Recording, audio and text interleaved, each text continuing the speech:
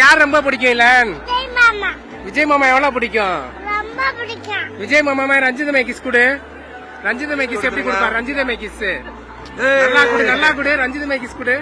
மேடையில விஜய் என்ன சொன்னாரு? கூப்பிடுறாங்களா? எப்படி இருந்தது? உங்க அப்பா எங்கன்னு கேட்டாங்களா? என்ன கேட்டாங்க? அப்பா வந்தாரு. நீ என்ன சொன்ன? வந்தாரு. அங்க நிக்கிறாங்கன்னு சொன்னியா? அப்படியா? சந்துரு என் பேர்.